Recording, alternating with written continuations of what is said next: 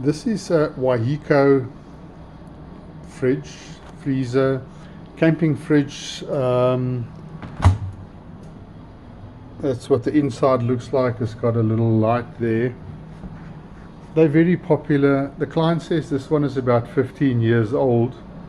Until a while ago, we didn't have a problem getting spare parts in South Africa, but it looks like lately the spare parts have dried up. This is a little controller that fits on the top. It's got a few buttons you push, and it's got a display of your temperature, and then it had this little board at the bottom from your power supply, because there's a 12-volt compressor. Now between these two boards somewhere there's a fault, and I've contacted the local supplier and there's no more parts available, but these are very popular. I work on a lot of them and the client loves this little fridge. So I suggested that we just take all these electronic devices out and make it mechanical. I'll show you how I do it. If you look down here, there's your compressor, Danfoss DB50, 12 and 24 volt. There's a little fan motor with a condenser, and right behind it is a power supply. Now what I've done is I've put this thermostat in here. This is what we refer to as an ambient thermostat. We buy them in South Africa. They come in a little box like that, and if you look at the knob, it's got a temperature range -40 to +40, or -30 to +30. And what I've done is, where the little sensor fits in the bottom of this freezer, I think I can just lift it up and show you underneath. We actually had to dig a little hole out there. Let me just move it. Where that piece of duct tape is, I made a little hole down there. There you can see the little wire for the thermometer coming out.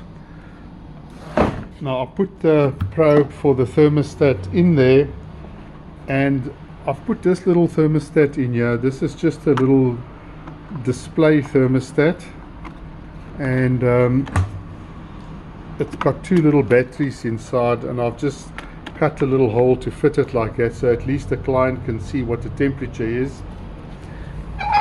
And it's mounted in exactly the same place as this thermostat bulb. There's the little wire to the thermostat. I had to cut a wire off because I couldn't fit the probe through this hole. It's too small, so I just joined it on there. And I've put a contactor in here. I've done a few like this. Why I do it with this contactor, you'll see there's the contactor's coil is 220 volt, and these two wires here is 220 volt straight from your mains cord. If you run this off 220 volts, which there's a plug down there, you can see the plug there, the 220 volt plugs in there.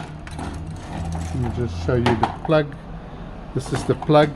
You plug it onto 220, which goes to your power supply, but also it activates this coil. The reason for that is we have a 12 volt, which I'm just using a little power supply there.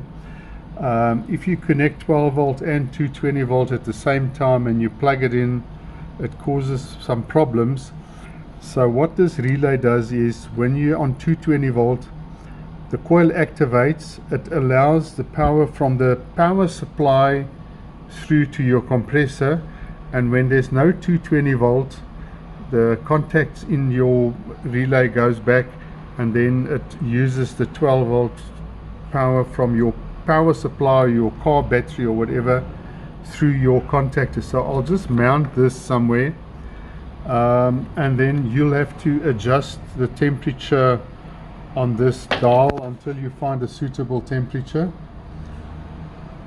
and it will display the temperature. I had it running for a while now. It's still on 4.8, 4.9, so the client can still use the 220 volt and the 12 volt, and they've got display of their temperature here.